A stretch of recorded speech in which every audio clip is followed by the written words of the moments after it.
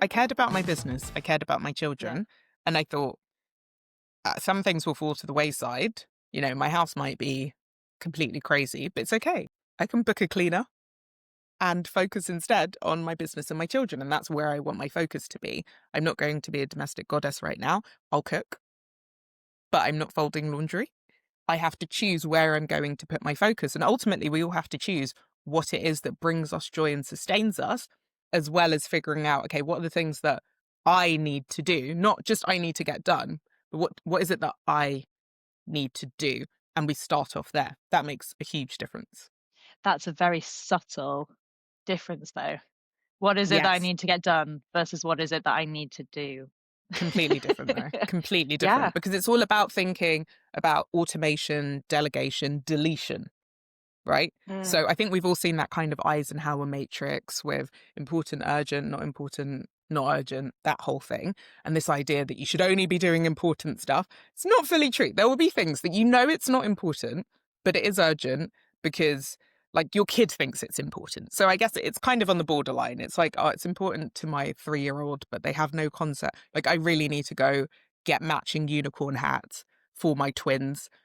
They have hats. This is not really an important task, but Yeah, but it it will makes avoid them a happy. tantrum. There's some Yeah, urgency. It makes them happy. So yeah. things like that, you might say, okay, I'm going to go shopping for the unicorn hat. You might outsource it. If you have a PA, you might say, hey, here's the spec. Could you order it for me? You can use ChatGPT.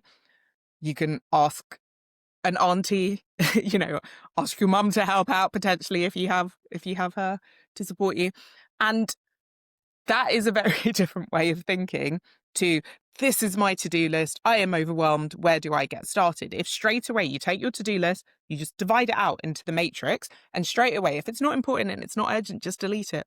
And some of those things will feel like they're important and they're fighting for your attention. If you think they're that important, then maybe you've put them in the wrong quadrant. But if you're really honest with yourself, there's a lot that we do that we don't need to do, that we can just delete. If you have young kids, you're overwhelmed, you're stressed out, and there's a school bake sale, you do not have to contribute to the school bake sale if you don't have the capacity. If you love baking, do it. If your kid really wants you to do it, do it. But if you're doing it because of the pressure of the PFTA, chill out. It's really not that Mm, deep. I love to yeah. bake, but recently, just so happens the school bake sales have come up at times where I'm overwhelmed. So I've just had to mute the group chat, ignore the mum guilt in my head. I bake with my kids regularly. I had big projects and big deadlines around that time. It had to be deleted. It's in the quadrant of this is not important and not urgent. I'll buy some cupcakes. That will be my contribution. That's absolutely fine. And it's really difficult for us to do this because there's so much judgment against mums. So you feel that everything is important and urgent. It's not. Yeah, and did that take you quite a while to kind of be ruthless about that? As you entered Gosh, mumhood, with your first, do you feel like your mindset with all of that stuff was different to how it is now, 4 kids in? absolutely. Yeah. Absolutely. I've had to learn. And I think actually it was the second child. I think the jump, the jump from 0 to 1, life changing. You're a different person. Mm. It's huge. 1 to 2, I kind of found harder in a way Yeah, I did, yeah. because Yeah. you think you know what you're doing and you absolutely do not know what you are doing.